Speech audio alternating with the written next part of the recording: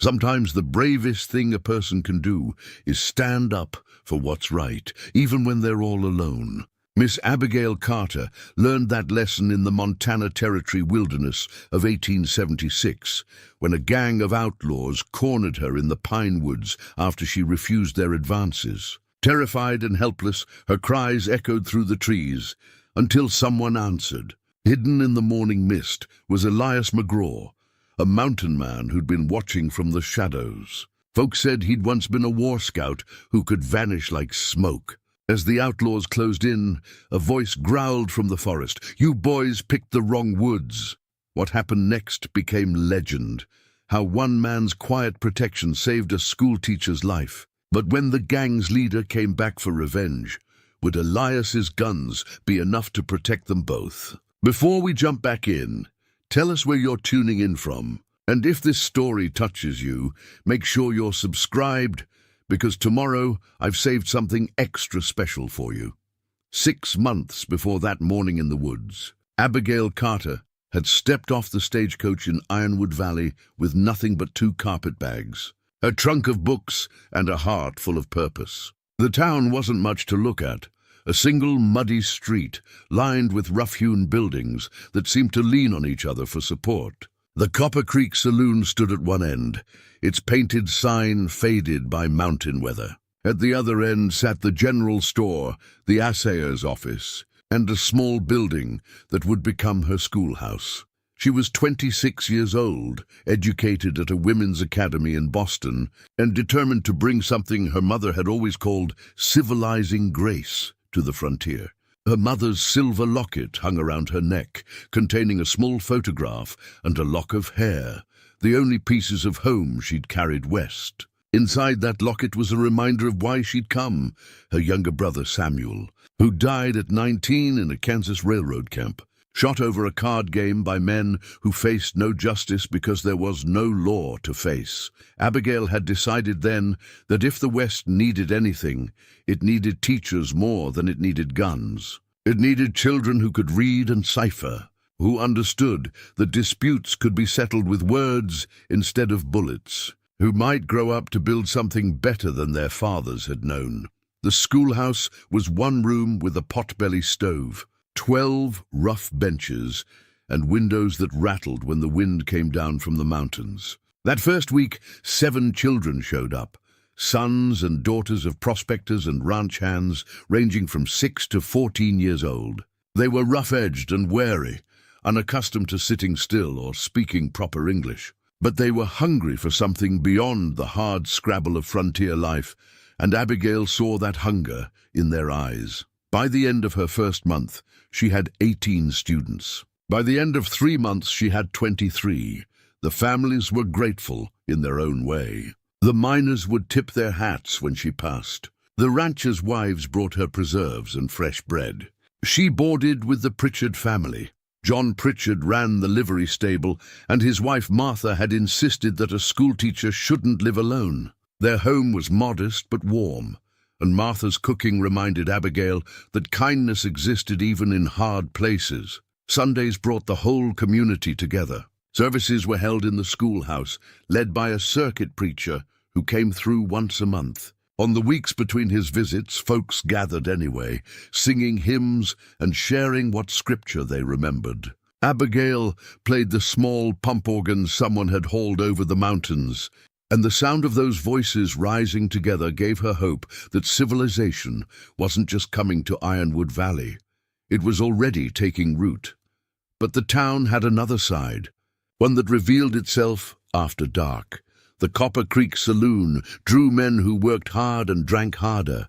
Most were harmless, tired laborers looking to forget their aching backs and empty pockets for a few hours. But some came looking for trouble, and trouble generally found them. Fights broke out regularly. The town had a marshal, a weathered man named Clayton, who wore his badge like it was made of lead instead of tin. He broke up the worst of it, but everyone knew Clayton's authority extended only as far as men were willing to respect it. 3 weeks before the incident in the woods, Abigail had her first real encounter with the Hardin gang. She'd been walking back from the general store on a Saturday afternoon. her arms full of supplies for the coming week's lessons. 4 men on horseback had ridden past her, close enough that she had to step into the mud to avoid being trampled. They'd laughed at her stumble, and one of them, a man with a scar running from his eye to his jaw, had tipped his hat in mock courtesy. "Afternoon." "Schoolma'am," he'd said, his voice carrying an edge that made her skin prickle. "Good afternoon," she'd replied, keeping her eyes forward and her pace steady. "You're that teacher everyone's talking about," another one said. This man was older, maybe 40, with dark hair going grey at the temples and eyes that seemed to calculate the worth of everything they landed on. "Miss Carter, isn't it?" "It is." She'd stopped then, because ignoring them seemed more dangerous than acknowledging them. "And you are?" "Dutch Harden." He'd smiled, showing teeth that were surprisingly white against his sun-darkened face. "These are my associates. We work the territorial ranges, help ranchers with their security concerns." What he meant was that they were hired guns, the kind of men who'd do anything for money and ask no questions about the rightness of it. Abigail had heard the term regulator whispered in town, though most folks just called them what they were, outlaws who'd found a way to make their violence look legitimate. "I see," Abigail had said. "Well, I should be getting back." "No need to rush off," Dutch had said, maneuvering his horse to block her path. "We were just saying how nice it is that Ironwood Valley finally has some refinement. A woman of education and grace." The way he'd said grace had made her stomach turn. "I appreciate the sentiment, Mr. Harden, but I really must be going." "Good day." She'd stepped around his horse, heart pounding, and walked back toward the Pritchards' home without looking back. She'd felt their eyes on her the whole way, and heard their laughter follow her down the street. That night, Martha Pritchard had seen her shaken expression and asked what happened. When Abigail told her, Martha's face had gone tight with worry. "Those Harden boys are bad news," Martha had said quietly, glancing toward where her husband sat reading a week-old newspaper. "They've been through here before.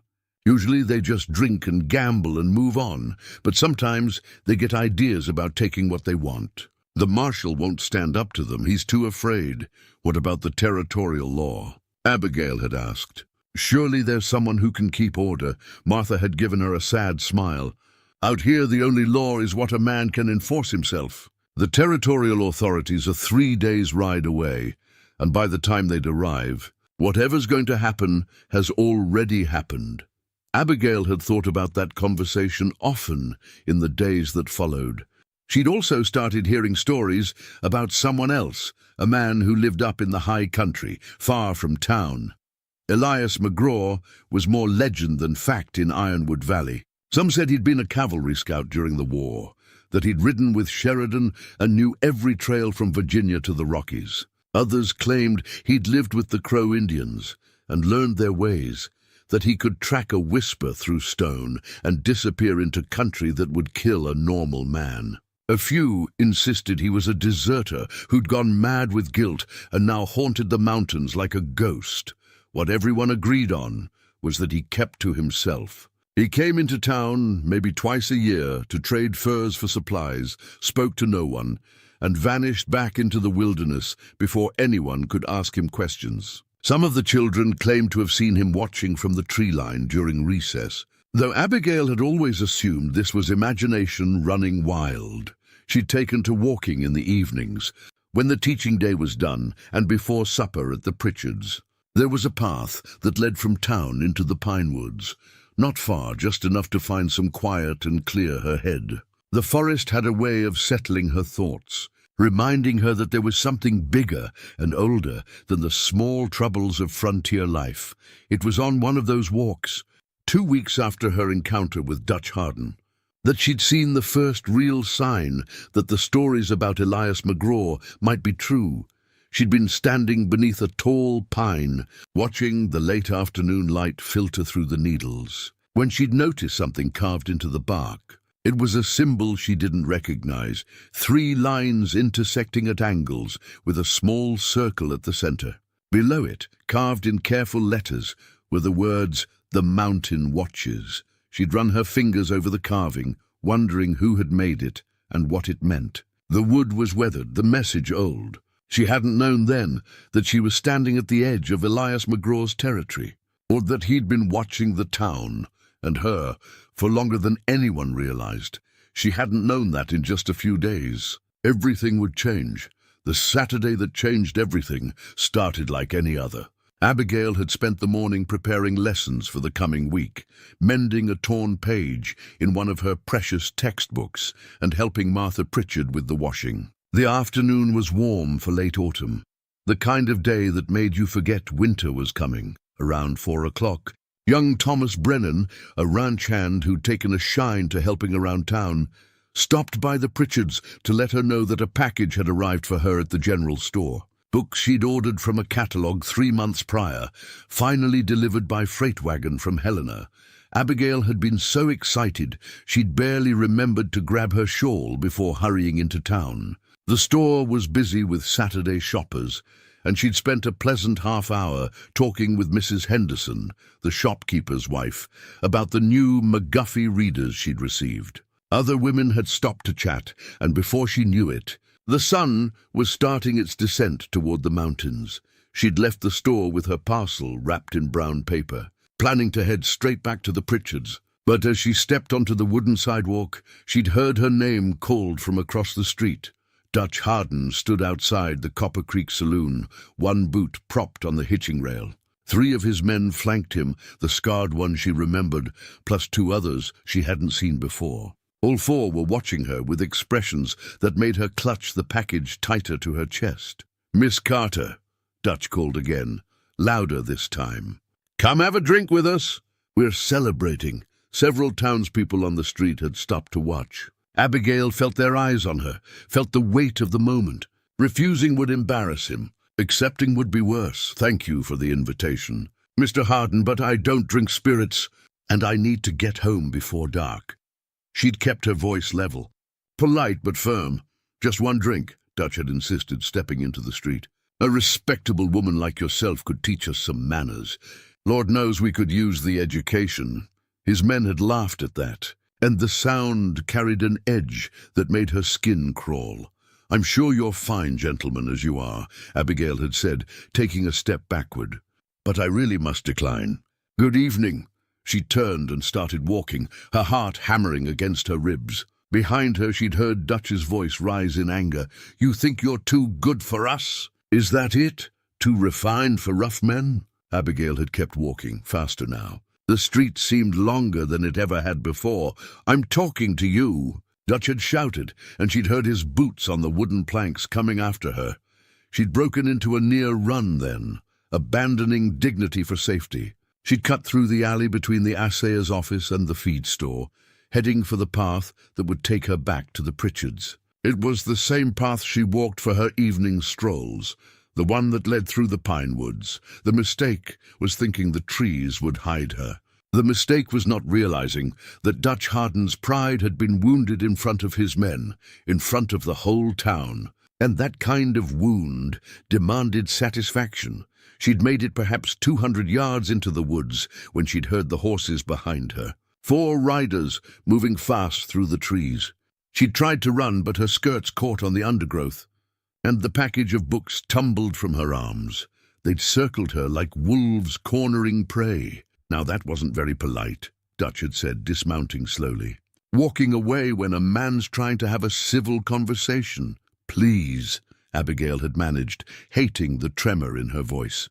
"Please just let me go home." "We will," Dutch had assured her, moving closer. "Soon as we have that drink I mentioned. And maybe you can teach us those manners you're so proud of." The scarred man had laughed, a sound like breaking glass. "Yeah, teach us real good." Abigail had backed against a tree, her mind racing. Scream? Who would hear? Run? They had horses. Fight? Against 4-armed men? "There's no need for this," she'd said, trying to keep her voice steady. "Whatever you think I've done to offend you, I apologize. And please just let me go." Dutch had reached out and grabbed her arm, his fingers digging into her flesh through the fabric of her dress. "See, that's your problem, Miss Carter. You think words fix everything. You think being educated makes you better than folks like us. I don't—" "Shut up!" His voice had gone cold. "You had your chance to be friendly back in town. Now you'll learn what happens when you disrespect a man in front of his crew. One of the other men had dismounted, moving to block her escape route. The scarred one was grinning. The fourth stayed on his horse, but his hand rested on the pistol at his hip. Abigail had done the only thing she could think of. She'd screamed, loud and long, a cry for help that echoed through the pine trees and scattered the birds from their roosts. Dutch had backhanded her across the face, and she'd tasted blood. "Nobody's coming to help you," he'd snarled. "We're alone out here, and you boys picked the wrong woods." The voice had come from everywhere and nowhere, a low growl that seemed to rise from the forest itself. All four men had frozen, hands moving to their weapons, eyes scanning the trees. "Who's there?" Dutch had called out, trying to sound authoritative, but unable to hide the edge of fear. "Show yourself! Let her go." The voice had come from a different direction this time, 20 yards to the left. "Mount up and ride out, and maybe you'll see tomorrow." "Like hell," the scarred man had spat, drawing his pistol. "There's 4 of us and 1 of you, whoever you are." True enough. Now the voice came from behind them. "But I'm already aiming at you, and you're just now figuring out where I am." Abigail had seen him then, a shape materializing from the shadows between the trees. Tall and lean, dressed in buckskin and wool, with a rifle that looked like it had seen a war. His face was weathered and hard, framed by dark hair shot through with gray. His eyes were the color of flint, and they held no mercy. Elias McGraw. "You're that mountain man," Dutch had said, his grip on Abigail loosening slightly. "The crazy hermit." "Hermit, yes. Crazy's debatable." Elias had raised the rifle to his shoulder, a Sharps .50 caliber that could drop a buffalo at 300 yards. "But I'm a fair shot, and from this distance, I won't miss. There's 4 of us," Dutch had repeated. But his voice had lost its conviction. "And I've got 4 rounds." Elias had taken 3 steps closer, moving with the fluid grace of a man who knew how to walk silent through the wilderness. "Plus the knife at my belt, which I'm partial to. And these woods know me better than you know your own names. You want to test those odds?" The scarred man had kept his pistol aimed at Elias. "You shoot, we shoot. Maybe you get 1 or 2 of us, but we'll get you." "Maybe." Elias had smiled, and it was a terrible thing to see. "But I'll get him first." The rifle had shifted slightly, aimed directly at Dutch's chest. "Your boss dies, then what? You get my furs and my claim? Or you just get to explain to whoever comes asking why you couldn't handle one old hermit?" The moment had stretched out, taut as a bowstring. Abigail had barely dared to breathe. It was Dutch who'd blinked first. "This isn't over," he'd said, releasing Abigail's arm and stepping back. "You just made an enemy, old man." "Get on your horses," Elias had ordered, his voice flat and cold. "Drop your gun belts first. All of you." "The hell we will," the scarred man had protested. Elias had fired, not at the men, but at a tree branch directly above the scarred man's head. The Sharps had roared like thunder, and the branch had exploded into splinters that rained down on the outlaw. The man had yelped and stumbled backward. "Gun belts," Elias had repeated, already reloading with practiced efficiency. "Or the next one takes somebody's ear off." One by one, they'd unbuckled their weapons and let them fall to the forest floor. Elias had gestured with his rifle toward their horses. "Mount up. Ride back to town. Pick up your guns from the marshal tomorrow. You're a dead man," Dutch had promised, climbing back onto his horse. "I'll see you gutted and left for the crows." "I've heard that before," Elias had said. "From better men than you?" They'd ridden off, leaving their gun belts behind and their pride in tatters. When the sound of hoofbeats had faded, Elias had lowered his rifle and turned to Abigail. "You hurt?" She touched her split lip, feeling the sting of it. "I'll live. Thank you." "I don't know what would have happened if you hadn't." "I know what would have happened." He'd cut her off, his voice gentler now. "That's why I was watching." "You were watching me?" "I watched the town. These woods are my territory. I see things." He'd bent to gather up the gun belts, slinging them over his shoulder. "These men have been trouble before. I had a feeling they'd be trouble again." Abigail had retrieved her fallen package of books, brushing pine needles from the brown paper. "I'm Abigail Carter, the school teacher." "I know who you are." He'd offered his hand, and she'd taken it. His grip was strong but careful, the hand of a man who knew his own strength. Elias McGraw. Folks call me the Mountain Man, I guess. Will they really come back? Elias had looked in the direction the outlaws had gone, his expression grim. That Dutch Harden's got pride like a sickness. And you just saw him humiliated twice in one day, once by you in town, once by me in these woods. Men like that don't forget. What should I do? Let me walk you back to town. He'd started down the path and she'd followed. After that, I'll figure something out.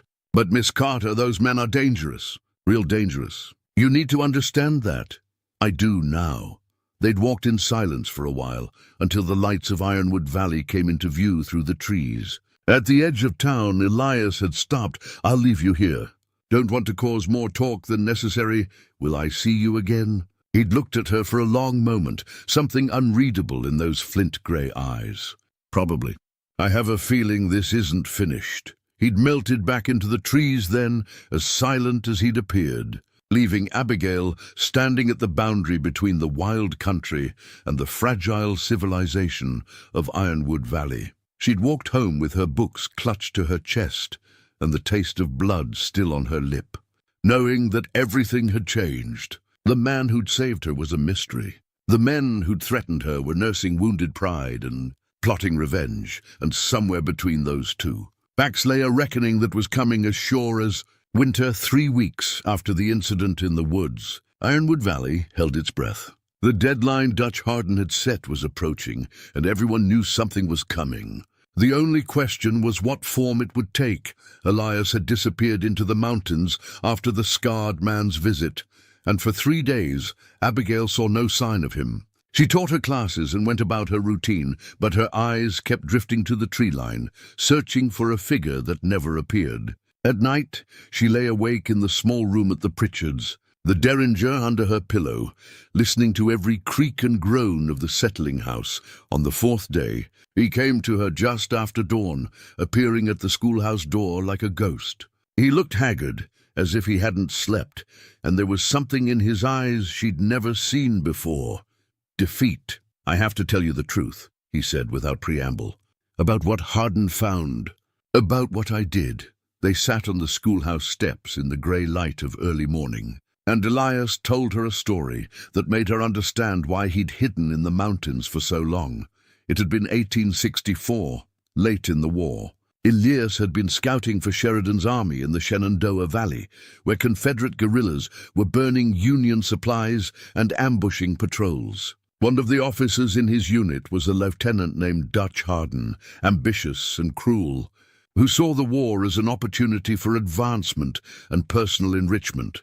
Hardin had led a raid on a small Virginia town suspected of harboring Confederate sympathizers. Orders had been to search for weapons and supplies, but Hardin had turned it into something else, a rampage of violence against civilians. Homes burned, men shot without trial, women and children brutalized in ways that made Elias's voice crack when he spoke of it. Elias had tried to stop it, had physically pulled Hardin away from one family and threatened to shoot him if he didn't call off his men. Hardin had laughed and said this was war, and war made its own rules. When they'd returned to camp, Elias had reported what happened, filed an official complaint, testified at Hardin's court-martial with every ugly detail he could remember. They didn't hang him, Elias said, staring at his hands. They should have, but they didn't. Too many officers doing the same things, too much politics involved. They dishonorably discharged him instead, sent him west with a black mark on his record. And I thought that was the end of it. But it wasn't, Abigail said softly. No, because in that town there were casualties. 12 civilians died in the fires, and I was there. I wore the same uniform as Hardin. In some of the testimony, my name got mixed up with his.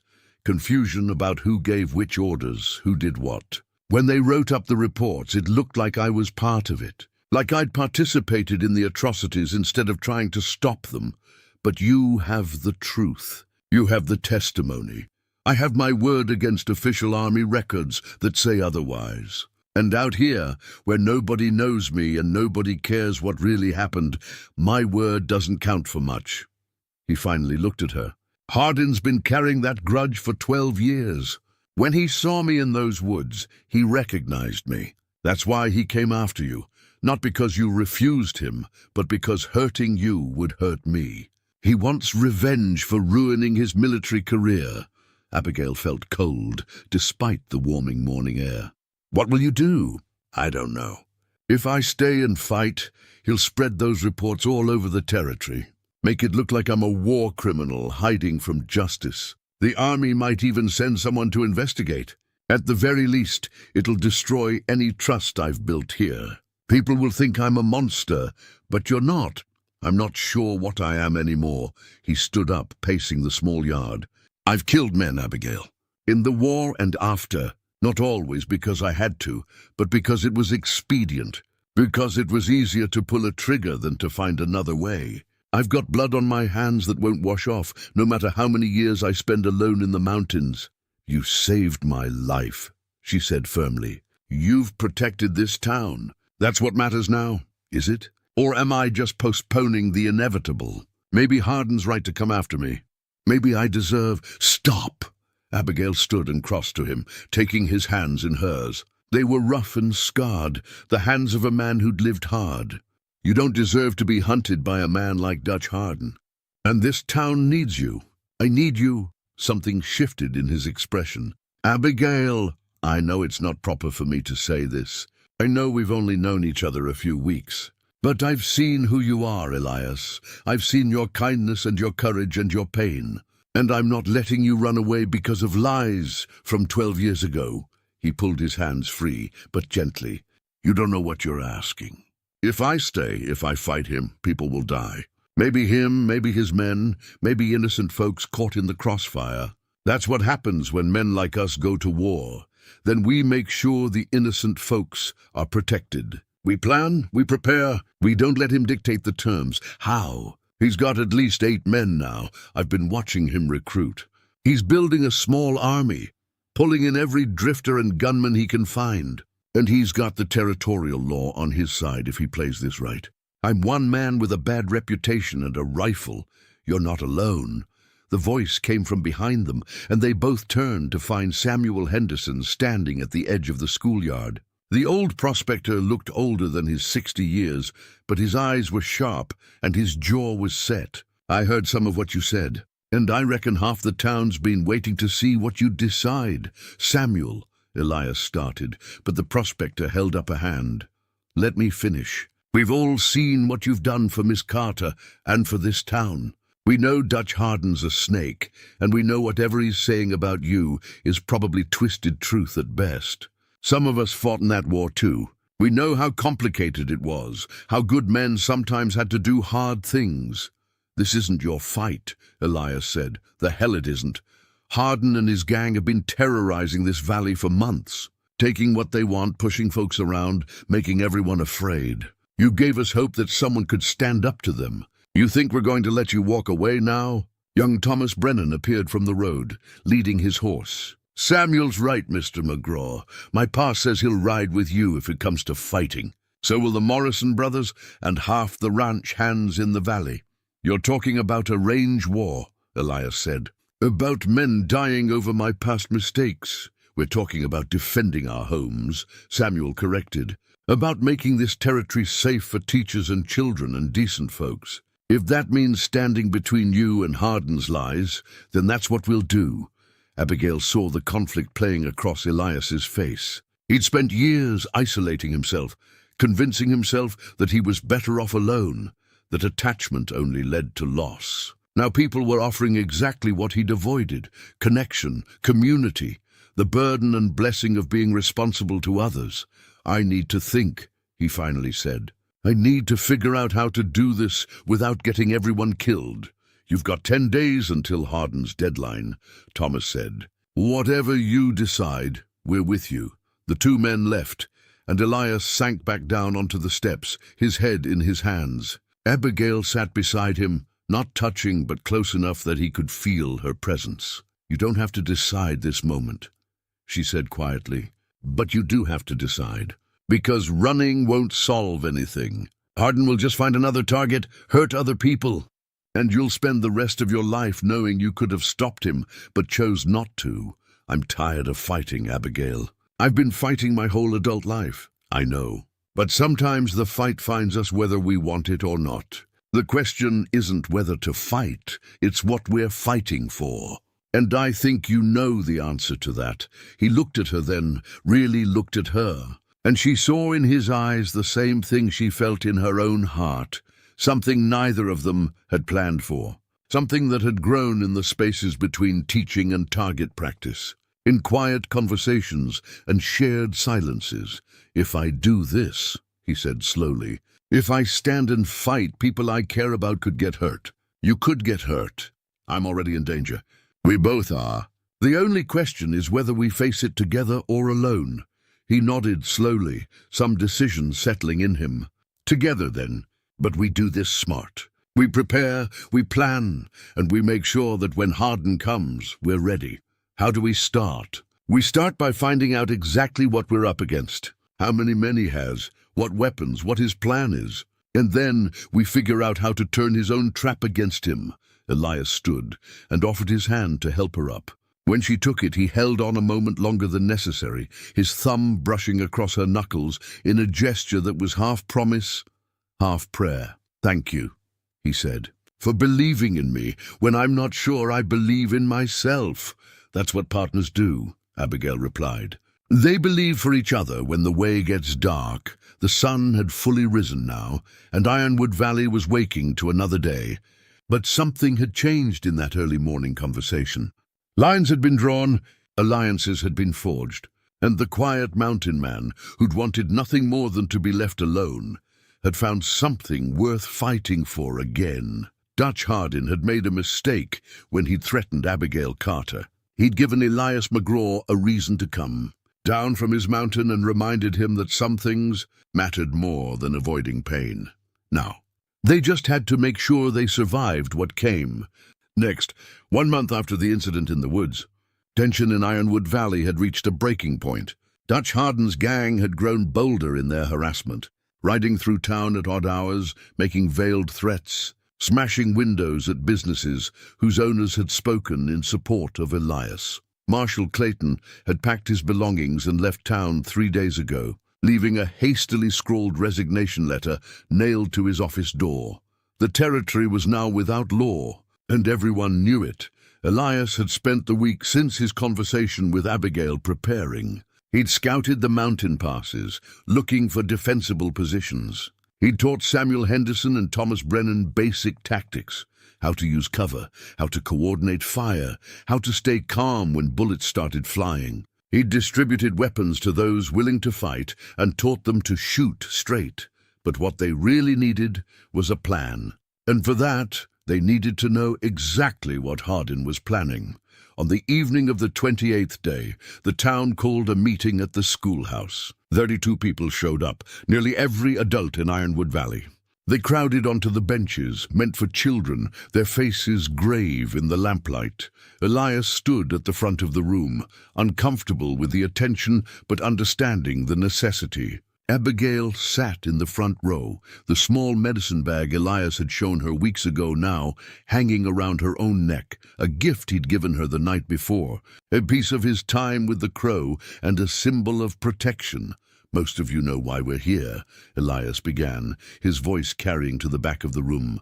"Dutch Hardin has given us an ultimatum: leave the territory or face consequences. His deadline is in 2 days. Then we leave," someone called from the back. "It's not worth dying over. Where would we go?" Martha Pritchard asked. "This is our home. We've built lives here. Do we just abandon everything because some outlaw says so?" "We stay and fight," Samuel Henderson said firmly. "We've got right on our side." "Right doesn't stop bullets," another voice countered. The room erupted in argument, everyone talking over each other. Elias let it go on for a minute, then held up his hand for silence. "Listen to me, all of you. I'm not going to stand here and tell you what to do with your lives. If you want to leave, I understand. If you want to stay and hope Hardin forgets about us, that's your choice too. But I'm staying, and I'm going to make sure that if Hardin comes for this town, he regrets it." "How?" John Pritchard asked. "You're 1 man against 8, maybe more. Those are bad odds. They are if we fight on his terms. But we're not going to do that.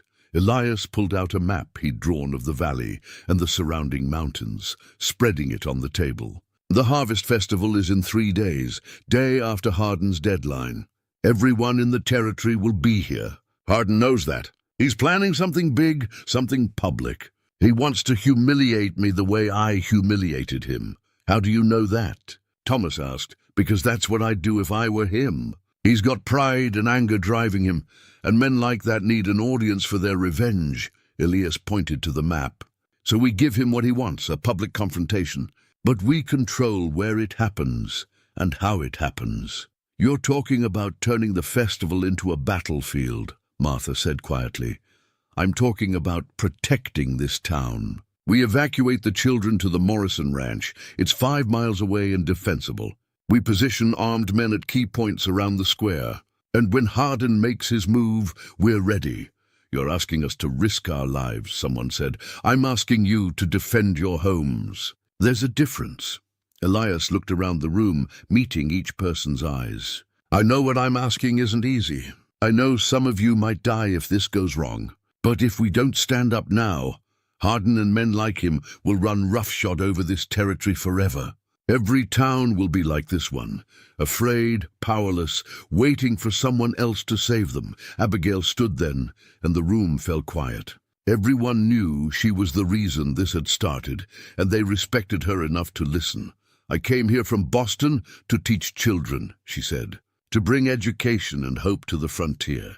I still believe, that civilization is built not with guns, but with books and kindness and the willingness to help one another. But I've learned something these past weeks. Civilization needs protectors too. It needs people willing to stand between the innocent and those who would harm them. She turned to look at Elias, and the affection in her eyes was clear for everyone to see. Elias McGraw is a good man who's made hard choices in hard times. Dutch Harden is a cruel man who's chosen to hurt others for his own satisfaction. If we let Harden win because we're afraid, we're telling our children that cruelty triumphs over goodness. I won't teach that lesson. The room was silent for a long moment. Then Samuel Henderson stood. I'm in. Whatever you need, Elias, I'll do it. Thomas Brennan stood next. Me too. One by one the Morrison brothers stood. Then John Pritchard, then a dozen others, until more than half the room was on their feet. We'll need to coordinate, Elias said, his voice rough with emotion. Samuel, you and the Morrison brothers will take the north side of the square. Thomas, you'll be in the church steeple with a rifle. You've got the best eyes in the valley. John, you'll help me evacuate the children before dawn on festival day. He continued laying out the plan, assigning positions and responsibilities. They would make the town square into a killing zone for anyone who came looking for blood. They would protect their own with the same fierceness that had built homesteads in hostile territory and carved farms from wilderness. But even as the planning continued and the resolve in the room strengthened, Abigail saw the weight of it settling on Elias's shoulders. He was a man who'd sought peace through isolation, and now he was leading others into violence. The contradiction of it, the necessity of it, was written in every line of his weathered face. When the meeting finally broke up near midnight, only Abigail and Elias remained. They stood in the lamplight, the map between them covered in markings and notes. This could go very wrong, Elias said quietly. People could die because of decisions I make. People could die because of decisions Dutch Harden makes, Abigail corrected. You're just trying to minimize the damage. Is that enough? She moved closer, close enough to feel the warmth of him. It has to be. We can't control everything, Elias. We can only do our best and trust that righteousness counts for something. He reached up and touched the medicine bag at her throat, his fingers gentle. Running Wolf told me once that the mountain gives strength to those who respect it, that the land protects those who protect the land. I think he was talking about more than just rocks and trees. What do you think he meant? That we're all connected. That when you stand up for what's right, the world stands up with you. Even if you can't see it in the moment. He let his hand fall. I hope he was right, because I'm betting a lot of lives on it.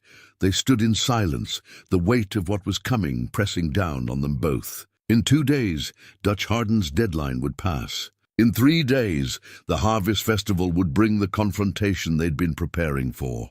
And after that, either Ironwood Valley would still stand, or it would become just another footnote in the violent history of the frontier. Abigail thought about her mother's locket, about her brother, who died because lawless men faced no consequences. She thought about the children she taught and the future they deserved. And she knew, with absolute certainty, that whatever fear she felt was less important than standing beside the man who'd chosen to protect them. "I'm scared," she admitted. "Good," Elias said. "Fear keeps you sharp. It's the people who aren't afraid that get killed. Will you stay with me tonight?" "Not," she blushed in the lamplight, "not like that, but just stay."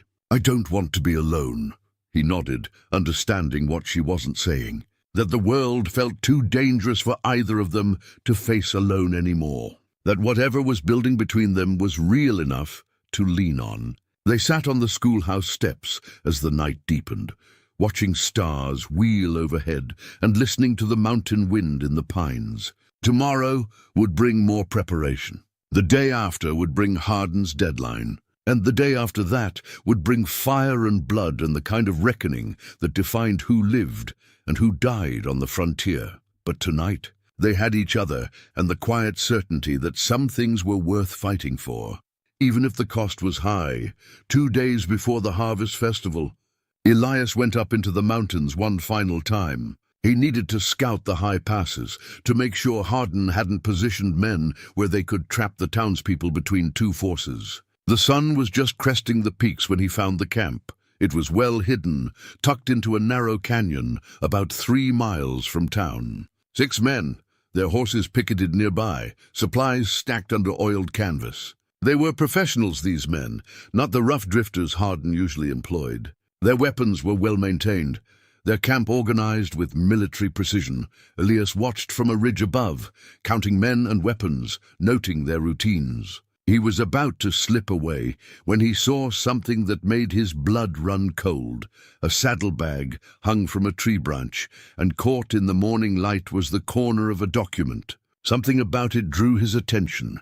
The quality of the paper, the official look of it. While the men were occupied with breakfast, Elias worked his way down the canyon wall, moving silent as smoke through the rocks.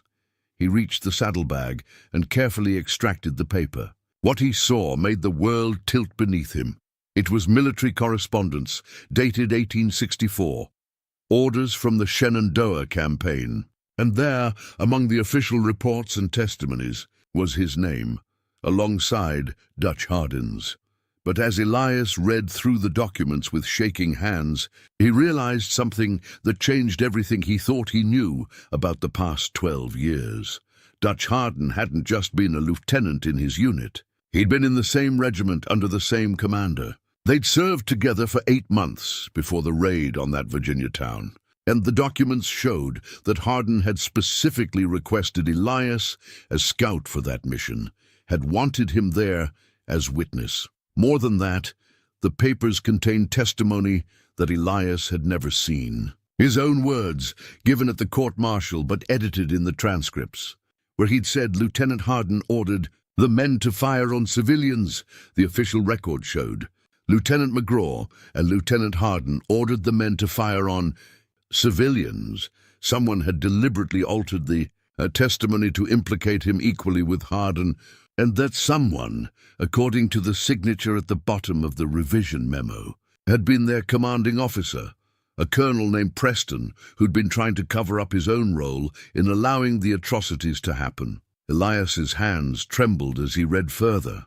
There were letters between Hardin and Preston, discussing how to manage the McGraw problem, how to make sure if anyone took the fall for what happened in that Virginia town, it would be the scout who'd caused trouble by reporting it. But there was more.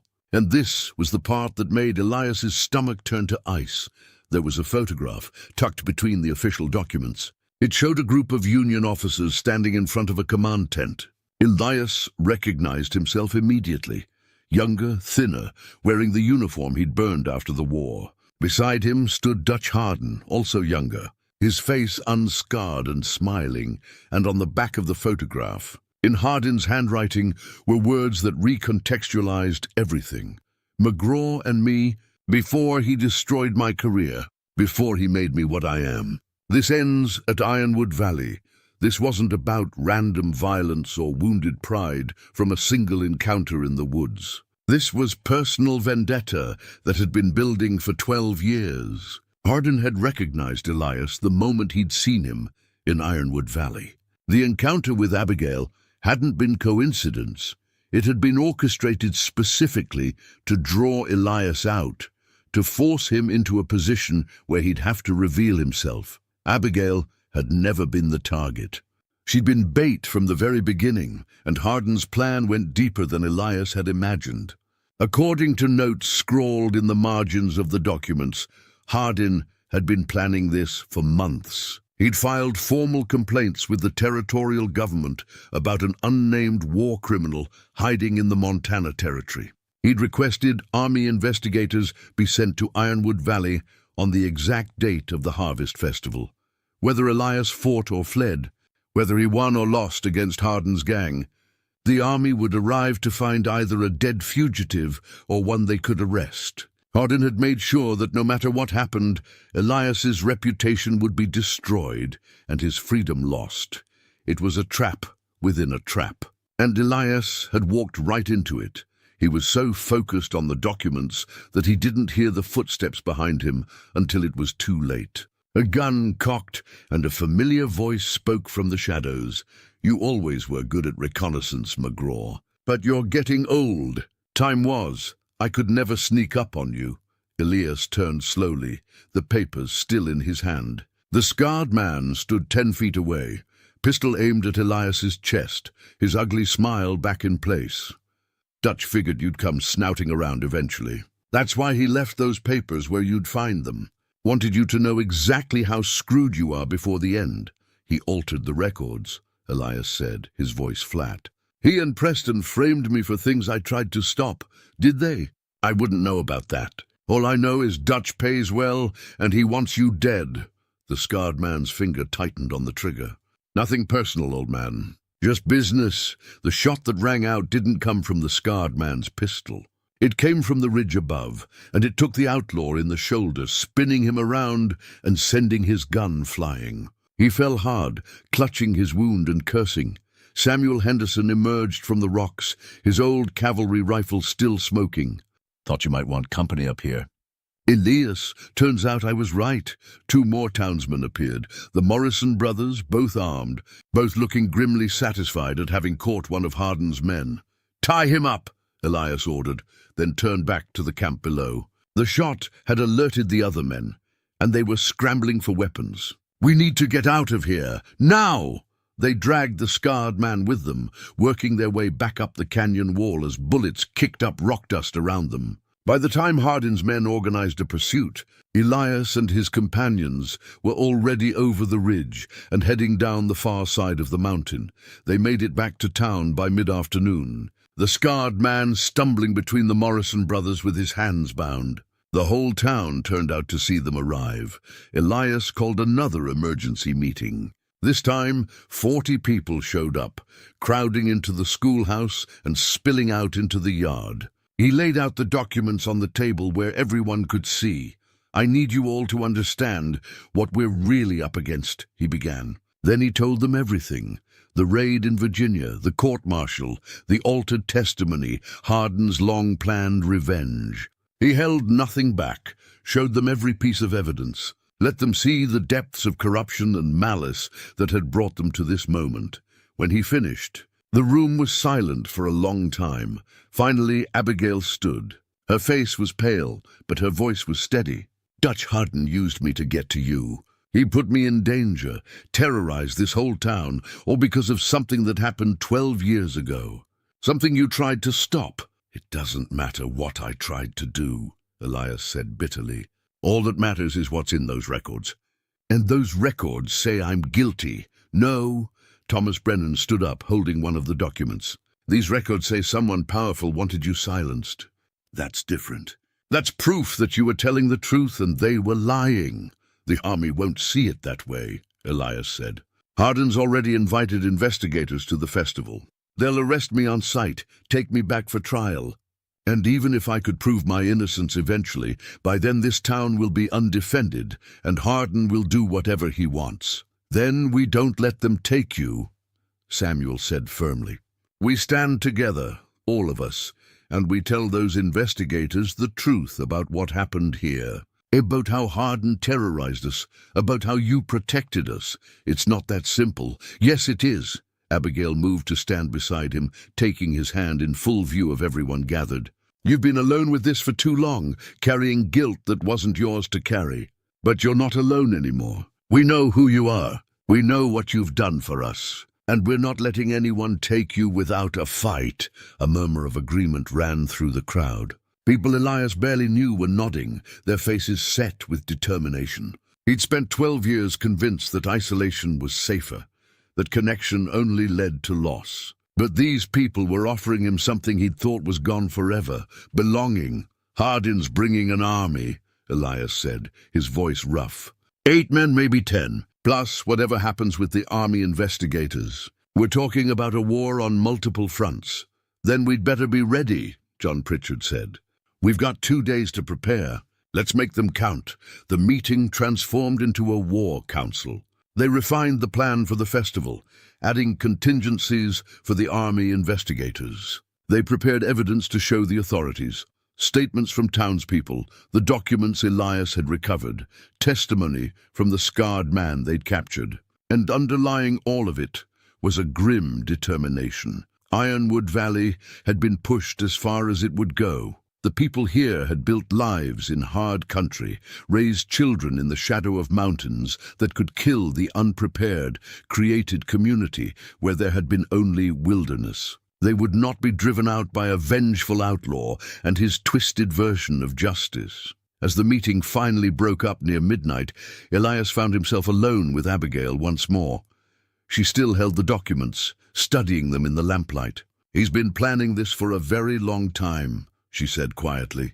All of it, finding you, using me, bringing in the army. He must have been searching for you for years. Hate's a powerful motivator, Elias replied. And I took something from him that mattered, his reputation, his military career. In his mind, I deserve whatever he does to me. But you were right to report what he did. Those people in Virginia deserved justice. They got none. Their deaths were covered up, dismissed as casualties of war. The only person who really paid a price was me.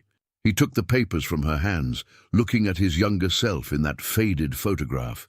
Maybe that's just how the world works. The powerful protect themselves, and the rest of us pay for trying to do right. I don't believe that, Abigail said fiercely. I can't believe that, or there's no point to anything I teach those children. Justice matters. Truth matters. And sometimes it takes time, but eventually things come right. You have more faith than I do. Then I'll have faith for both of us. She took his hands, making him look at her.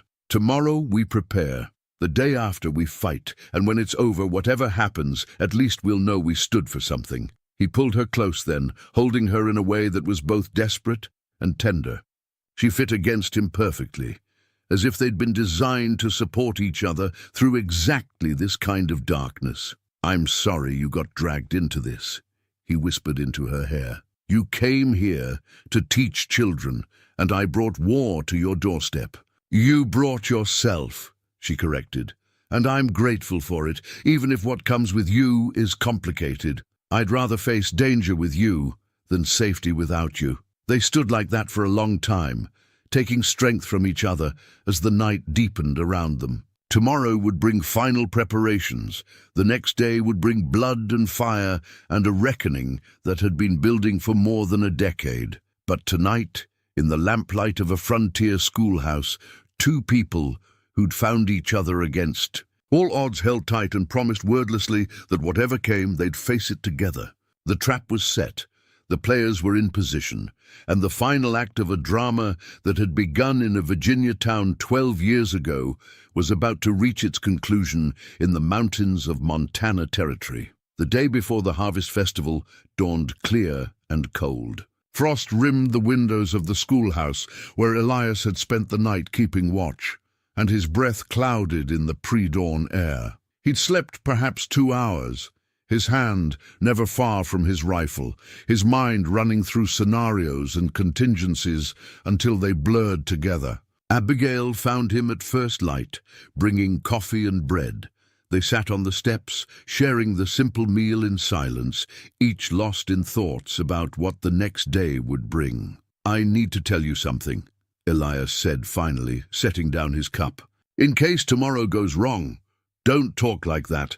Listen." He took her hand, his calloused fingers rough against her skin. "I've lived a hard life, made plenty of mistakes, carried more guilt than any one man should have to bear. But these last few weeks, knowing you, being part of this community, it's reminded me what I was fighting for in the first place. Why I reported Hardin all those years ago. You don't have to justify anything to me, I know, but I want to say it anyway." He looked at her, those flint-grey eyes softer than she'd ever seen them. "I reported Hardin because I believed there had to be rules, even in war. Lines you don't cross. I believed that protecting the innocent mattered more than following orders, and after everything that happened, after the way it all went wrong, I stopped believing any of that. Thought maybe the world was just cruel, and there was no point trying to make it better. What changed? You did. This town did, seeing people willing to stand up for what's right, even when it's dangerous, even when it would be easier to look away." He squeezed her hand gently. "You reminded me that the fight matters, even if you don't always win, especially if you don't always win." Abigail felt tears prick her eyes. When this is over, if I'm still alive, I want to build something, a real home, not just a cabin to hide in. Maybe here, if the town will have me. Maybe somewhere else if they won't, but somewhere with you if you'll consider it." She touched his face, feeling the rough stubble of his unshaven jaw. "I've been considering it since you stepped out of those trees and told Dutch Hardin he'd picked the wrong woods. I just didn't know how to say it." He kissed her then, soft and careful, a promise more than passion. When they pulled apart, the sun had risen enough to paint the mountains gold, and Ironwood Valley was waking to its final day of preparation. The town transformed into a fortress that day. Under Elias's direction and Samuel's organizational skills, every able-bodied person had a role to play. The women and older children packed supplies and prepared the Morrison Ranch as a refuge. The men positioned themselves around the town square, memorizing sight lines and practicing coordination. Elias distributed the weapons they had: rifles, shotguns, pistols, even a few old cavalry sabers someone had kept from the war. He showed them how to reload quickly, how to make every shot count, how to stay calm when chaos erupted around them. Thomas Brennan took position in the church steeple with a scoped rifle and a clear view of every approach to town. The Morrison brothers fortified the livery stable on the north side of the square. Samuel Henderson and John Pritchard took the feed store on the south side. Others scattered to positions that would create overlapping fields of fire. "Remember," Elias told them during the final briefing, "Hardin will come in expecting us to scatter, to be afraid. He'll try to make an example of me in front of everyone. Let him think he's in control. Let him get overconfident.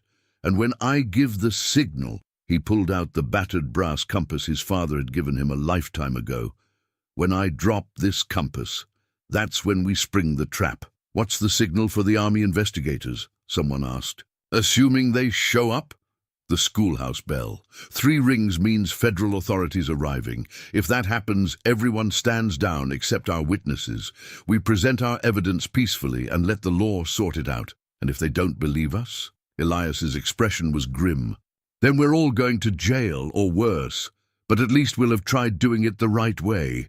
As the day wore on and the preparations continued, Elias found himself reflecting on the journey that had brought him here. From that Pennsylvania furniture shop where he'd learned his father's trade, to the battlefields of Virginia where he'd learned to kill, to the Crow camps where he'd learned to live with the land, to his isolated cabin where he'd tried to forget everything he'd learned. And now here, in a frontier town barely worthy of the name, preparing to defend people he'd known for only a few months, but who felt more like family than anyone had in years. He checked on the captured outlaw. The scarred man was secured in the old root cellar beneath the general store, guarded by 2 men with orders to keep him alive and ready to testify if needed. The man had talked. Once Samuel had convinced him that cooperation was his only path to avoiding a noose. He'd confirmed Hardin's numbers, 10 men total, all experienced with violence, and his plan to make a public spectacle of executing Elias. "Dutch wants everyone to see you die slow," the scarred man had said, his voice still carrying that ugly edge despite his circumstances. "Wants to string you up, let you hang there while he explains to the whole town what you did in the war. Make you a lesson about what happens to men who think they're better than their betters." "He's going to be disappointed," Elias had replied. As afternoon turned to evening, Elias made one final trip up to his cabin in the mountains. He needed to collect a few things, but more than that, he needed a moment alone with the life he was leaving behind. The cabin was small and spare, built with his own hands from pine logs and furnished with pieces he'd carved during long winters. It had been his sanctuary and his prison, the place where he'd hidden from the world and from himself. He packed his few possessions, extra ammunition, some dried meat, a change of clothes. And then he took down from the mantel the one item he'd carried with him through everything, a small tin-type photograph of his wife and daughter, taken the week before he'd left for the war. Sarah had been 23, bright-eyed and smiling. Little Margaret had been 5, sitting on her mother's lap, too young to understand that her father might not come back. He traced their faces with one finger, allowing himself a moment of grief for all the years they'd been gone, all the life they should have shared. "I'm sorry I couldn't save you," he whispered to the image, "but maybe I can save someone else. Maybe that's enough." He tucked the photograph into his shirt pocket next to his heart and walked out of the cabin. He didn't look back. Whatever happened tomorrow, he wouldn't be returning to this lonely place. He'd either build something new with Abigail and the town, or he'd be dead. There was no third option anymore. Back in Ironwood Valley, night had fallen, and the town was eerily quiet. People were in their positions, waiting. The festival decorations hung from posts and railings, bunting and ribbons that would frame tomorrow's violence in grotesque celebration. Elias found Abigail at the schoolhouse, cleaning and organizing as if tomorrow would bring nothing more dramatic than another day of lessons. He recognized it for what it was, a way of maintaining control, of holding on to normalcy when everything was about to change. "The children are all safely at the Morrison Ranch," she said, without looking up from the primers she was straightening. "Martha went with them. She'll keep them occupied with games and stories." "Good." He moved to stand beside her. "You don't have to stay tomorrow, you know. You could go with them. Be safe. We've had this conversation." Now she did look at him, and her eyes were fierce. "I'm staying. I'm fighting." End of discussion. He pulled the derringer from his coat, the pearl-handled pistol that had been his wife's that he'd given to Abigail weeks ago. "You remember what I taught you? Aim for the chest. Fire both barrels. Don't hesitate." She took the pistol, checking it with the competence he'd drilled into her. "I remember everything you taught me, Elias. I know you do. You're a quick study." He produced a small box from his pocket. "But I got you something more. From the general store last week." Inside the box was a small pocket watch. Nothing fancy, just functional brass. But engraved on the back were her initials, AC. "So you'll always know what time it is," he said with a small smile. "And so you'll have something to remember me by if—" She kissed him, cutting off the dark thought. When she pulled back, her eyes were bright with unshed tears. "You're coming back from this," she said firmly. "We both are. And then we're building that home you talked about. And I'm going to teach our children." She stopped, blushing. "I mean any children we might have someday." "Our children," he agreed, his voice warm. "I like the sound of that." They held each other as the night deepened, taking what comfort they could from proximity and shared purpose. Around them, the town waited. Weapons were loaded. Positions were set. The trap was ready. At midnight, Elias walked the perimeter one final time, checking on each position, making sure everyone knew their role. Thomas in the steeple gave him a confident nod. The Morrison brothers were calm and ready. Samuel Henderson looked older than his years, but steady as stone. "We're ready," Samuel said. "Whatever comes tomorrow, we're ready." "I hope so," Elias replied. "I truly hope so." He returned to the schoolhouse as the moon rose over the mountains. Abigail had laid out blankets on the floor, creating a makeshift bed. They lay together, not sleeping but not quite awake either, existing in that liminal space between day and day, between the life they'd known and whatever came next. "Tell me about Pennsylvania," she said softly. "About your father's shop before the war." So he did. He told her about the smell of fresh-cut wood and linseed oil, about learning to read the grain of oak and maple, about the satisfaction of creating something beautiful and functional with his own hands. He told her about Sunday dinners with his parents and siblings, about ice skating on the frozen creek in winter, about all the small, precious details of a life that felt like it belonged to someone else. And she told him about Boston, about her brother Samuel, who died too young, about her mother's genteel influence and her father's stern principles, about the decision to come west that had seemed so brave at the time and so foolish in retrospect, and yet had led her here to this moment with this man. They talked until their words ran out, and then they simply held each other, listening to each other breathe, feeling the warmth of living bodies in a cold world. Dawn would bring Dutch Harden and his vengeance. It would bring army investigators and judgment. It would bring violence and chaos and the kind of reckoning that left nothing unchanged. But in the darkness before that dawn, Abigail Carter and Elias McGraw found something that both of them had thought lost forever: hope. Not the blind optimism of youth, but the earned, hard-won hope of people who'd seen darkness and chosen light anyway. They'd stand together. They'd fight together. And whatever came after, they'd face it together. The mountain watched over them, patient and eternal. And in the morning, it would bear witness to whether the protection Running Wolf had promised was real, or just another beautiful lie told to comfort the dying. The Harvest Festival began at 10 in the morning, and by noon, Ironwood Valley Square was filled with people who didn't know they were standing in the middle of a carefully laid trap. Families from neighboring ranches had come for the celebration, bringing food and children and an air of festivity that felt surreal given what Elias knew was coming. The decorations fluttered in the autumn breeze. A makeshift stage had been erected where musicians played fiddles and guitars. Tables groaned under the weight of pies and roasted meat. Children ran between the adults, their laughter high and innocent. But beneath the celebration, Elias felt the tension humming like a plucked wire. Thomas was in the steeple, his rifle carefully concealed. The Morrison brothers loitered near the livery stable, appearing casual but ready. Samuel Henderson stood by the feed store, one hand never far from his coat where a pistol waited. Abigail stood with a group of women near the schoolhouse, the derringer hidden in the folds of her skirt. She caught Elias's eye across the square and gave him a small nod. Ready. Elias checked his father's compass one more time, feeling its familiar weight. Everything depended on timing. Let Harden make his grand entrance. Let him think he controlled the situation, and then spring the trap before he could hurt anyone. At 1 o'clock, the music stopped. Riders appeared at the south end of the square, 10 men on horseback, moving in formation that spoke of military training. Dutch Harden led them, sitting tall in his saddle, his hand resting on the pistol at his hip.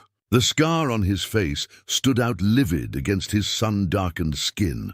The crowd parted like water, families pulling children close, men moving instinctively in front of their women. The festive atmosphere evaporated, replaced by the cold weight of fear. Hardin reined in his horse in the center of the square, his men spreading out in a loose semicircle that cut off the southern exit. He swept his gaze across the gathered townspeople, and when his eyes found Elias, he smiled. "Elias McGraw," Hardin called out, his voice carrying across the sudden silence. "I believe we have business to settle." Elias stepped forward, his hands visible and empty. The sharp's rifle was leaning against the schoolhouse wall, deliberately out of reach. He wanted Hardin confident, wanted him to believe this would be easy. Hardin, you're a long way from where you should be, where I should be. That's rich coming from you. Hardin dismounted slowly, theatrically, making sure everyone was watching. Tell me, McGraw, have you told these good people what you really are? What you did in the war? I've told them everything. They know about Virginia. They know about the court-martial. They know what you did and what I tried to stop. Hardin laughed, a sound like breaking glass. Is that the story you're telling? That you're some kind of hero? That you tried to save those civilians? He pulled papers from his coat, the same documents Elias had found in the mountain camp. I have proof right here that says different. Official army records that show you participated in the massacre. That you're a war criminal who's been hiding in these mountains for 12 years, murmurs ran through the crowd. People who'd been prepared to trust Elias now looked uncertain, afraid. This was the moment Hardin had been waiting for, the chance to destroy Elias's credibility before the violence even started. Those records were altered, Elias said calmly, by your commanding officer to protect himself and you. The real testimony is different. The real testimony. Hardin's voice dripped with scorn. You mean your version? The convenient story you told to save your own skin. He turned to address the crowd. This man destroyed my military career with his lies, and now he's doing the same thing here, making himself out to be your protector, when he's really just a coward and a killer. Funny thing about that, Samuel Henderson spoke up from his position by the feed store. We got testimony from one of your men, the one with the scar who tried to bushwhack Elias in the mountains. He had some interesting things to say about your plans. Hardin's expression flickered, the first crack in his confidence. You're bluffing, am I? Samuel held up a sheaf of papers. Signed confession, witnessed by 3 townspeople. Details about how you've been planning this for months. How you used Miss Carter as bait. How you invited army investigators here to make sure Elias got arrested, even if you didn't kill him. Now the crowd was turning, their fear giving way to anger. They'd been manipulated, used as pawns in Hardin's revenge game. And frontier people didn't take kindly to being used. Doesn't matter, Hardin snarled. Those investigators will be here any minute. And when they arrive, they'll see McGraw for what he is, a fugitive who needs to hang. Maybe, Elias said quietly. Or maybe they'll see a town defending itself against a gang of outlaws who've been terrorizing this territory for months. He raised his voice. Dutch Hardin, I'm giving you one chance. You and your men ride out now, leave this valley and don't come back. Or we end this here today. Hardin's hand moved toward his pistol. You think I'm afraid of you, old man? You think these shopkeepers and farmers scare me? I think you should be afraid. Elias's voice was cold as mountain stone. Because you made a mistake when you came after Abigail Carter. You woke up something in this town, and now you're going to pay for it. Big words from a man without a gun. Hardin drew his pistol, aiming it at Elias's chest. Last words, McGraw. Make them good. Elias looked up at the church steeple, where he knew Thomas was sighting down his rifle. He glanced at the livery stable, where the Morrison brothers waited. He met Abigail's eyes across the square, and saw her hand move toward the derringer, hidden in her skirts. Then he pulled his father's compass from his pocket and let it fall. The brass compass hit the packed earth of the square with a sound like a bell. Ringing, and Ironwood Valley went to war. The first shot came from the church steeple. Thomas's rifle spoke with authority, and one of Hardin's men toppled from his saddle before anyone else could react. The second and third shots came from the Morrison brothers at the livery, dropping 2 more outlaws in quick succession. Chaos erupted. Hardin's remaining men scattered, diving for cover and returning fire. Townspeople screamed and ran, but in organized patterns they'd rehearsed, away from the crossfire, toward the buildings, protecting the vulnerable. Elias dove and rolled, coming up with the sharp's rifle he'd positioned against the schoolhouse wall. He fired once, the big .50 caliber round catching an outlaw who'd taken aim at Samuel. The man went down hard and didn't move. Abigail dropped behind a wagon, the derringer in her hand. One of Hardin's men rushed toward her position, and she did exactly what Elias had taught her. aimed for the chest, and fired both barrels. The outlaw stumbled and fell, clutching his shoulder where one of the small bullets had found home. The square transformed into a battlefield. Gunfire echoed off buildings. Horses screamed and bolted. The carefully arranged festival became a maze of cover and killing zones. Dutch Harden fought his way toward the schoolhouse, firing his pistol with practiced accuracy. He was heading for Elias with single-minded determination, ignoring everything else. This wasn't about victory anymore. It was about making sure that if he went down, he took Elias McGraw with him. Samuel and John provided covering fire from their positions, but Harden's remaining men were putting up fierce resistance. These weren't random drifters. They were professionals who knew how to fight, and they sold their lives dearly. The Morrison brothers took a hit, one of them going down with a leg wound. Thomas's rifle barked from the steeple, methodical and deadly, but there were too many targets and too much chaos. Elias reloaded the sharps with hands that were steady despite the adrenaline. He'd been here before, in Virginia and a dozen other places, where men killed each other over principles and pride. But this time felt different. This time he was fighting not just to survive, but to protect something precious. He spotted Harden moving through the smoke and confusion, getting closer. They locked eyes across 30 yards of hell, and in that moment, 12 years of hatred and pain compressed into pure intention. They were going to settle this finally and forever, but before either could move, the sound that everyone had been dreading rang across the square. The schoolhouse bell. 3 clear tolls that cut through the gunfire. The army investigators had arrived. 4 men on horseback appeared at the north end of the square, wearing cavalry uniforms and carrying the authority of the federal government. They took in the scene with professional efficiency. The dead and wounded, the townspeople with weapons, the ongoing firefight. Cease fire. The lead officer's voice was trained to carry over battlefield noise. In the name of the United States Army, cease fire immediately. The effect was immediate. The townspeople lowered their weapons, stepping back from their positions. They'd discuss this. If the army came, they'd cooperate, present their evidence. Let the law work as it was supposed to, but Harden's remaining men, 3 of them still standing, cornered and desperate, didn't stop.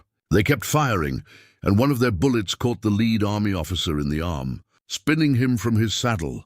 That changed everything. The other 3 officers drew their weapons and returned fire with military precision. Harden's men went down in seconds, overwhelmed by trained soldiers who'd survived actual war and weren't impressed by frontier outlaws. In the sudden quiet that followed, with gun smoke drifting through the square and the groans of the wounded filling the air, Dutch Harden stood alone. His men were dead or captured.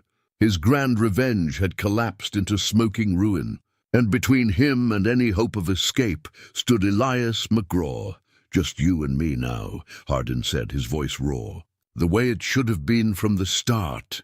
"Holster your weapon," one of the army officers commanded, pressing a cloth to his wounded arm. "Both of you, this is over." "It's not over until McGraw pays for what he did." Harden's pistol was still aimed at Elias, his finger tight on the trigger. "He destroyed my life. He took everything from me. You destroyed your own life," Elias said quietly. "In that Virginia town when you ordered those civilians killed.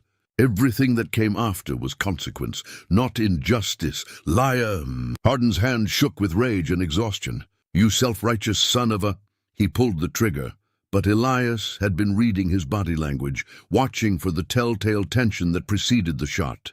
He moved as Harden fired, dropping and rolling in one fluid motion that spoke of a lifetime of survival instinct. The bullet passed through empty air. Elias came up with the sharps, aimed at Harden's chest from 15 feet away. The range was point blank. The shot was impossible to miss. Time seemed to stop. Elias's finger rested on the trigger.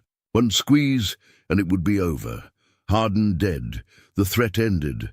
Justice, or revenge, or whatever you wanted to call it, finally delivered. But Elias thought of the crow teaching him about balance. But taking only what you need and giving back what you can. He thought of his wife and daughter, who'd wanted him to be better than the war had made him. He thought of Abigail, watching from behind the wagon, and the life they could build if he chose mercy over vengeance. He lowered the rifle. "It's over, Hardin. You're done." The army officers moved in, disarming Hardin and forcing him to his knees. He fought them, screaming curses and promises of revenge. But it was the desperate thrashing of a beaten man who knew his time had run out. The lead officer, still bleeding from his arm wound, looked at Elias with new respect. "You're Elias McGraw?" "I am. We have questions about your service record, about incidents in Virginia during the war." "I have answers," Elias replied. "And evidence that'll show what really happened. But first, we need to tend the wounded and secure the prisoners." The officer nodded. "Agreed, but McGraw, don't think about running. We will find you." "I'm not running," Elias said, looking at Abigail as she emerged from cover. "Not anymore. I'm exactly where I belong. The battle for Ironwood Valley was over. The dead were being counted, the wounded treated, the guilty restrained. And in the middle of it all, a mountain man who'd sought isolation had instead found connection, had traded vengeance for mercy, and had discovered that sometimes the hardest battles are the ones we fight against our own worst impulses. Dutch Hardin was dragged away, still cursing, his face a mask of impotent rage. The revenge he'd planned for 12 years had lasted less than 10 minutes and cost him everything. Justice, slow and imperfect but real, had finally come to both of them. 3 months later, autumn had given way to the first true cold of winter. Snow dusted the peaks above Ironwood Valley, and the pine trees wore their white burden with ancient patience. The town had settled into a new rhythm, one marked by healing and growth rather than fear. The harvest festival that had become a battlefield was now just a memory, though not one easily forgotten. 2 townsmen had died in the fighting, Samuel Henderson and John Pritchard, both buried with full honors in the cemetery on the hill. Their graves were marked with fine headstones that Elias had carved himself, working through his grief with chisel and stone, creating monuments worthy of men who'd stood when standing was dangerous. Martha Pritchard had taken their loss hard, as had Samuel's grown children who'd come from back east for the funeral. But the town had rallied around them, the way communities do when tragedy strikes. There was an understanding now, hard-won and bone-deep, that they were all connected, that the willingness of a few to stand had saved many, and that sacrifice meant something even when the cost was terrible. Dutch Hardin and his surviving men had been taken to the territorial prison to await trial. The army investigators had spent 2 weeks in Ironwood Valley, interviewing witnesses and reviewing evidence. The altered testimony from the Virginia court-martial had been their primary interest, and when they'd cross-referenced it with Elias's original statements and the scarred man's confession, the truth had emerged like sunlight through storm clouds. Colonel Preston, the commanding officer who'd covered up the atrocities and framed Elias, was dead, had been for 7 years, but his corruption was now part of the official record. Elias's name was cleared, his service record amended to reflect what had actually happened. The army had even offered him a formal apology and a pension for the years of hardship their bureaucratic failure had caused. Elias had accepted the apology and declined the pension. He didn't need the government's money. He had everything he needed right here.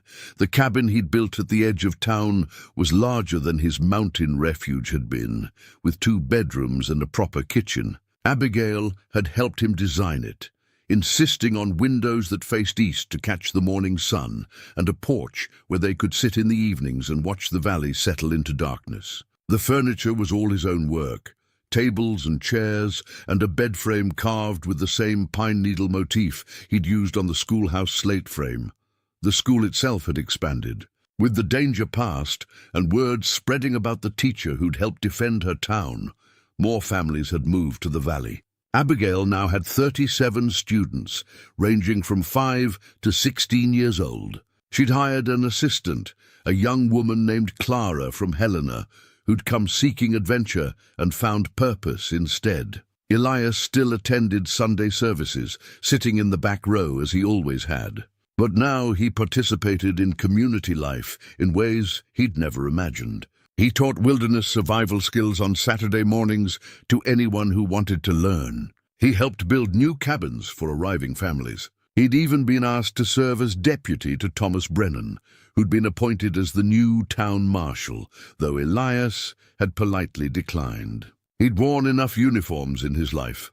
What he enjoyed most were the quiet evenings with Abigail, when the teaching day was done and the town had settled into its nightly rhythm. They'd sit on their porch, and she'd read to him from the books she'd ordered, or they'd simply talk about their days and plans for tomorrow. Sometimes they'd sit in comfortable silence, watching the stars emerge one by one above the mountains. And Elias would feel a peace he'd thought was lost to him forever. On a Sunday afternoon in late November, Elias stood before the small congregation with Abigail beside him, both dressed in their finest. The circuit preacher had come through, and they'd decided not to wait any longer.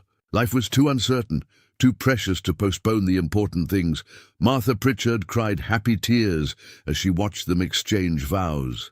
Thomas Brennan served as best man, proud and serious in his new marshal's badge. Young Emma Pritchard was flower girl, scattering pine needles and dried flowers down the makeshift aisle. The Morrison brothers, one still limping from his wound, stood in the back and grinned at each other when Elias kissed his bride. The celebration afterward was subdued compared to what the harvest festival might have been, but it was genuine. People brought food and gifts, practical things like blankets and tools, but also beautiful things, like a quilt the women had sewn together and a hand-bound book of poetry that the children had copied out as a gift for their teacher. As evening fell and the celebration wound down, Elias and Abigail walked back to their cabin hand in hand. Snow was beginning to fall, the first real snow of the season, and it muffled the world into peaceful silence. "Mrs. McGraw," Elias said, testing out the sound of it. "Mr. McGraw," Abigail replied, smiling. Strange how natural that sounds, isn't it? Like we were always meant to end up here. Maybe we were. Maybe all of it. The war, the years alone, even Harden. Maybe it all had to happen to bring us to this moment. That's a generous way to look at it. I'm trying to be generous these days. Holding on to bitterness only poisoned me. Better to be grateful for what I have now than angry about what I lost then. They reached their cabin, and Elias paused on the porch to look back at the town. Lights glowed in windows. Smoke rose from chimneys. Somewhere a dog barked and a child laughed. All the small, precious signs of civilization taking root in wild country. "Thank you," he said softly. "For what? For not giving up on me? For seeing something worth saving when I'd convinced myself there wasn't anything left?" Abigail squeezed his hand. "You saved me first. In those woods, when I was certain my life was over, you appeared. Like the mountain itself had sent you. Maybe it did." He touched the medicine bag that now hung around her neck alongside her mother's locket. Two talismans, two histories woven together. Running Wolf said the mountain protects those who respect it. I think he was right. They went inside, closing the door against the cold and the dark. In the morning, there would be lessons to teach and wood to chop, and 100 small tasks that made up a life. But tonight, they had each other, and the warmth of a fire built in a hearth of their own making. Outside, snow continued to fall, covering the valley in white. The mountains stood eternal watch, patient and protective, sheltering all who'd found refuge in their shadow. And in a small cabin at the edge of a frontier town, two people who'd survived violence and loss and the long loneliness of isolation lay down to sleep, wrapped in each other's arms, certain at last that they were home. The story that had begun with terror in the woods had ended with a wedding and a promise. The mountain man, who'd wanted only to be left alone, had discovered that connection was worth the risk. The school teacher who'd come to bring civilization to the wilderness had learned that sometimes civilization needed defending as much as teaching. And Ironwood Valley, that rough collection of buildings and hopeful families, had proven something important, that ordinary people, when pushed far enough, could stand against those who'd hurt them. That community mattered, that justice, though slow and imperfect, was worth fighting for. That sometimes the bravest thing a person can do is stand up for what's right, even when they're afraid, especially when they're afraid. The land would remember their names long after the details faded. The children would grow up hearing stories of the Harvest Festival battle, of the mountain man who'd come down from his isolation to protect them, of the teacher who'd wielded books and bullets with equal determination. The stories would grow in the telling, as stories do, becoming part of the valley's foundation like bedrock beneath soil. But the truth, the simple, profound truth, was better than any legend. It was this: two broken people had found each other in a hard place and decided that broken things could be mended, that lost things could be found, and that love and courage could bloom even in the coldest soil. And that was enough. More than enough. It was everything.